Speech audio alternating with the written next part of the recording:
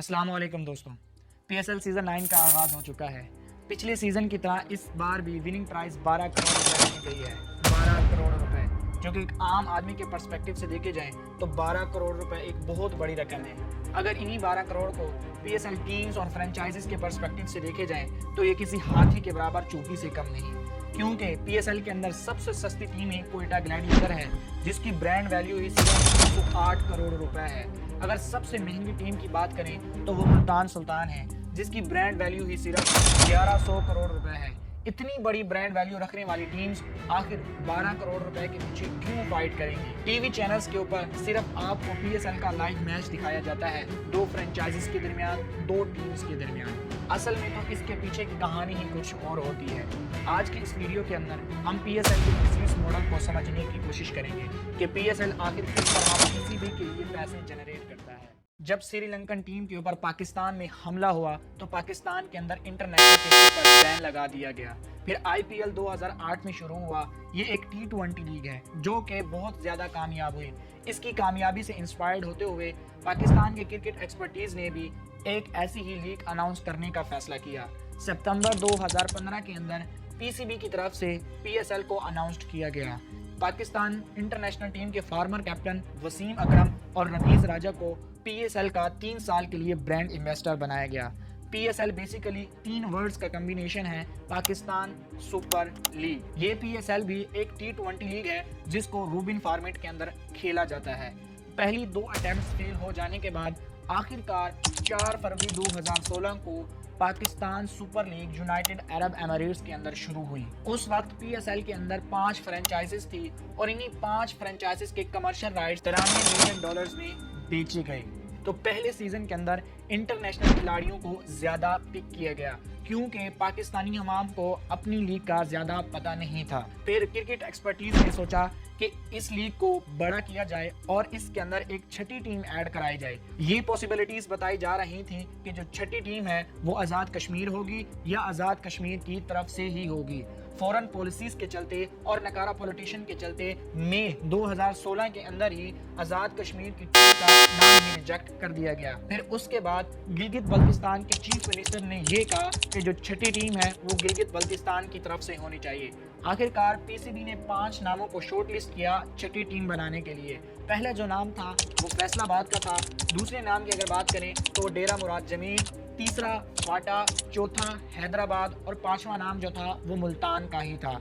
आखिरकार मुल्तान को छठी team edge select कर लिया गया और ऑक्शन के अंदर मुल्तान सुल्तान पर बिड्स लगाना शुरू कर दी गई और बिडर ने इतनी ज्यादा बिड्स लगा दी कि मुल्तान पीएसएल की तहरीक की सबसे महंगी तरीन फ्रेंचाइज बन गई। मुल्तान को 1100 करोड़ रुपए में सचिन प्रॉपर्टीज की तरफ से खरीदा गया। अब आपको एक चीज और समझाता चलूं कि पीसीबी जो है वो एक प्राइवेट आइडेंटिटी है, प्राइवेट इदारा है, जिसके अंदर गवर्नमेंट फाइनेंशियली तौर पर इंटरफेयर तो नहीं करती, पॉलिटिकली तौर पर इंटरफेयर जरूर करती है। थ्रू आउट द हिस्ट्री अगर देखा जाए तो पाकिस्तान के ऊपर जिस भी पॉलिटिकल पार्टी ने हुकूमत की उसी ने ही अपना इंडिविजुअल पीसीबी की चेयरमैन की कुर्सी पर बैठाया। पीपल्स पार्टी की अगर बात करें तो जका अशरफ, पीएमएल नून की बात करें तो नजम सिटी, अगर पीटीआई की बात करें तो रमीज राजा। पीसीबी को अपने एक्सपेंसेस को बेयर करने के लिए मुख्तलिफ सोर्सेज से पैसे कमाने पड़ते हैं और मुख्तलिफ बिजनेस मॉडल्स का भी इस्तेमाल करना पड़ता है। इसी तरह जो पीएसएल का बिजनेस मॉडल है वो भी एक अहम सोर्सेज है पीसीबी के लिए पैसा जनरेट करने का। पीएसएल के बिजनेस मॉडल के बेसिकली 3 कंपोनेंट हैं। पहला, जिस टीवी चैनल के ऊपर आप लाइव मैच देख रहे होते हैं इसको ब्रॉडकास्ट कहते हैं। दूसरे नंबर पर कोई ब्रांड या कंपनी अपना नाम पीएसएल से जोड़ती है, उसे हम स्पॉन्सरशिप कहते हैं। तीसरे नंबर पर हमारे पास ये पीएसएल की फ्रेंचाइजीज ही आती हैं। अगर ब्रॉडकास्ट की बात करें, जिस टीवी चैनल के ऊपर आप पीएसएल का लाइव मैच देख रहे होते हैं इसी टीवी चैनल ने लाइव मैच चलाने के लिए पीसीबी से ब्रॉडकास्ट राइट खरीदे हुए होते हैं। पहले, दूसरे और तीसरे एडिशन के जो ब्रॉडकास्ट राइट्स थे वो पीटीवी के पास, 10 स्पोर्ट के पास थे। उसके बाद यही ब्रॉडकास्ट राइट चौथे, 5वें और 6ठे एडिशन के ब्लीड्स एडवर्टाइजमेंट के पास चले गए। इन ब्रॉडकास्ट राइट्स में डिजिटल राइट्स भी मौजूद थे। फिर उसी के बाद यही जो ब्रॉडकास्ट राइट्स थे 7वीं और 8वें एडिशन के पीटीवी स्पोर्ट ने और ए स्पोर्ट ने तकरीबन $24 मिलियन यानी कि 608 करोड़ रुपए में खरीद लिए। फिर उसी के बाद यही ब्रॉडकास्ट राइट्स 9वें और 10वें एडिशन के ए स्पोर्ट्स और बेल्स टेक्नोलॉजीज के पास चले गए। अगर तमाम ग्लोबल मीडिया राइट्स की बात करें करें तो पीसीबी ने इनको 943 करोड़ रुपए में बेचे, यानी कि सिर्फ ब्रॉडकास्ट राइट्स ही बेचकर पीसीबी ने 15 अरब रुपए के करीब पैसे जनरेट कर लिए। अब आपके जहन में ये क्वेश्चंस आ रहे होंगे कि आखिर ये टीवी चैनल इतने महंगे ब्रॉडकास्ट राइट्स लेकर क्या करेंगी। इसकी सबसे बड़ी वजह ये है, जिस टीवी चैनल के ऊपर पीएसएल लाइव चलाया जा रहा होगा उसी चैनल को एक अच्छी ऑडियंस की अटेंशन मिलेगी, एक अच्छी व्यूवरशिप मिलेगी, जिसकी वजह से बड़े बड़े ब्रांड्स और बड़े बड़े स्पॉन्सर उस टीवी चैनल के ऊपर अपना एड चलवाना पसंद करेंगे और ऑडियंस की अटेंशन हासिल करना पसंद करेंगे। जिस तरह आप पीएसएल के मैच के दौरान ओवर खत्म होते ही एड्स देखते हैं, यही जो एड्स हैं टीवी चैनल को पे करते हैं कुछ सेकंड का एड चलवाने के लिए, जिससे ये टीवी चैनल अच्छा खासा प्रॉफिट कमा लेते हैं। उसके बाद दूसरे नंबर पर हमारे पास स्पॉन्सरशिप्स आती हैं। अब फर्दर इन्हीं स्पॉन्सरशिप्स को दो स्पॉन्सरशिप्स के अंदर डिवाइड किया गया है। पहला टाइटल स्पॉन्सरशिप और दूसरा ऑफिशियल स्पॉन्सरशिप। अगर टाइटल स्पॉन्सरशिप्स की बात करें, कोई भी ब्रांड या कोई भी कंपनी अपना नाम पीएसएल के साथ अटैच कर सकती है टाइटल स्पॉन्सरशिप खरीद कर। मिसाल के तौर पर आप ये देख सकते हैं कि जिस तरह आईपीएल का नाम लिया जाता है टाटा आईपीएल, कभी नाम लिया जाता है ड्रीम 11 आईपीएल, कभी नाम उसका लिया जाता है वीवो आईपीएल। अब ये जो टाटा ड्रीम 11 और वीवो है ये टाइटल स्पॉन्सरशिप है। इसी तरह पीएसएल का भी जब भी नाम लिया जाता है उसी के साथ एचबीएल भी साथ अटैच किया जाता है।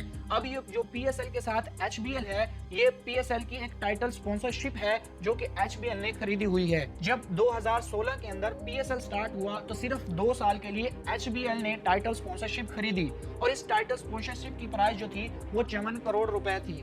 फिर अपनी ही टाइटल स्पॉन्सरशिप को रिटेन करते हुए एचबीएल ने 3 सालों के लिए एक और कॉन्ट्रैक्ट साइन कर लिया टाइटल स्पॉन्सरशिप का, जो कि तकरीबन 214 करोड़ रुपए का था। एचबीएल ने अपनी ही टाइटल स्पॉन्सरशिप को रिटेन करते हुए 2025 तक का कॉन्ट्रैक्ट साइन कर लिया। इसकी जो कुल प्राइस थी वो तकरीबन 308 करोड़ रुपए थी, यानी कि पीसीबी ने सिर्फ टाइटल स्पॉन्सरशिप से ही 600 कुछ करोड़ रुपए कमा लिए। अब आपके दिमाग में ये सवाल आ रहा होगा कि एचबीएल ने इतनी महंगी टाइटल स्पॉन्सरशिप क्यों खरीदी और टाइटल स्पॉन्सरशिप के ऊपर इतना सारा पैसा क्यों खर्च किया। इसकी सबसे बड़ी वजह यह है कि जब जब बीपीएसएल का नाम लिया जाएगा तब तब ही एचबीएल भी साथ जोड़ा जाएगा। इसी टाइटल स्पॉन्सरशिप की वजह से एक मजबूत बॉन्ड बना चुकी है और ऑडियंस की अच्छी अटेंशन भी हासिल कर चुकी है। ऑफिशियल स्पॉन्सरशिप्स की अगर बात करें तो ये एडवर्टाइजमेंट की ही तरह होता है। अपने ब्रांड अपने प्रोडक्ट को प्रमोट करवाने के लिए ये पीसीबी को पे करते हैं। मिसाल के तौर पर आपने पीएसएल के कई एडिशन में देखा होगा गो लूट लो कैच ऑफ द मैच। आप इन बाउंड्री कुशंस को भी देख सकते हैं, इस पर भी एडवर्टाइजिंग ही हो रही है। आप इन विकेट को भी देख सकते हैं, इस पर भी एड मौजूद है। आप इन कोर स्क्रीन को भी देख सकते हैं जिस पर भी एडवर्टाइजमेंट हो रही है। एक एस्टिमेट के मुताबिक जो आप पीएसएल के अंदर बैटरी ओसाका रेस देखते हैं, इसी से ही पीसीबी ने तकरीबन 300 करोड़ रुपए जनरेट किए। कुछ एस्टिमेट के मुताबिक सिर्फ 15 सेकंड का एड चलाने के लिए पीसीबी तकरीबन 15 लाख रुपए चार्ज करती है, यानी कि पीसीबी सिर्फ इन्हीं ऑफिशियल स्पॉन्सरशिप से इतना पैसा कमा लेती है कि अगर हम ये पैसा कमाने जाएं तो हमें कई साल लग जाए। अगर तीसरे नंबर की बात करें तो पीएसएल की ये फ्रेंचाइजीज ही आती हैं, क्योंकि ये फ्रेंचाइजीज चाहती हैं कि हमारी टीम पीएसएल का फाइनल जीते और फाइनल तक पहुंचे ताकि ऑडियंस की अटेंशन हमें ज्यादा मिल सके। अटेंशन मिलने की वजह से इन्हीं फ्रेंचाइजीज के पास स्पॉन्सर्स आते हैं अपने ब्रांड और प्रोडक्ट को प्रमोट करवाने के लिए, जिसकी वजह से ये फ्रेंचाइजीज बड़े बड़े प्लेयर्स को महंगे दामों खरीद लेती हैं और हर एक प्लेयर की जर्सी के ऊपर आप तकरीबन 10 से 12 स्पॉन्सर देख सकते हैं जो कि ये मुख्तलिफ ब्रांड और प्रोडक्ट्स को प्रमोट कर रहे होते हैं। यही ब्रांड और यही प्रोडक्ट जो है इन्हीं फ्रेंचाइजीज को पे करते हैं। अब क्या है कि ये जो फ्रेंचाइजीज हैं अपनी मर्चेंडाइजिंग बेचकर भी एक अच्छा खासा रेवेन्यू जनरेट कर लेती हैं। उसके बाद ये जो फ्रेंचाइजीज हैं एक अच्छा खासा रेवेन्यू टिकट सेल से भी जनरेट कर लेती हैं, जिनमें से कुछ परसेंट इन्हीं फ्रेंचाइजीज को दिया जाता है और कुछ परसेंट स्टेडियम की एडमिनिस्ट्रेशन को दिया जाता है। कुछ एस्टिमेट के मुताबिक देखें, सिर्फ पहले सीजन ने ही $2.1 मिलियन रेवेन्यू जनरेट किया, जो कि पूरा का पूरा यूएई के अंदर करवाया गया था। 2022 की एडिशन की बात करें जो कि पूरा का पूरा पीएसएल पाकिस्तान के अंदर ही करवाया गया था, तो उसके अंदर 71% रेवेन्यू में इजाफा देखने को मिला, जिसकी वजह से $3.1 मिलियन हर एक फ्रेंचाइजीज के पास गए। और 2023 की एडिशन की बात करें तो इसने तो रिकॉर्ड ब्रेकिंग रेवेन्यू जनरेट 5 अरब रुपए का किया। जो कि PSL की तारीख का सबसे बड़ा रेवेन्यू था। अब जो ये सारे पैसे कमाते हैं, अब ये जो PCB सारे पैसे अर्न करती है, इनमें से कुछ जो है वो PCB खुद रखती है और बाकी सारा इन्हीं फ्रेंचाइजीज को ही दे देती है। रिसेंटली पाकिस्तानी इंटरनेशनल टीम को देखा जाए तो इनमें से बहुत सारे ऐसे प्लेयर हैं जो PSL से होकर ही आए हैं। PSL जो है, पाकिस्तान सुपर लीग जो है, वो हमारी यंग जनरेशन के लिए एक बहुत बड़ी अपॉर्चुनिटी है कि अपने वो स्किल्स को प्रूव करवाएं और दूसरों को दिखाएं और इंटरनेशनल टीम के अंदर अपनी जगह बनाएं और अपने स्किल्स को इम्प्रूव करें इंटरनेशनल और नेशनल खिलाड़ियों के साथ खेलते हुए।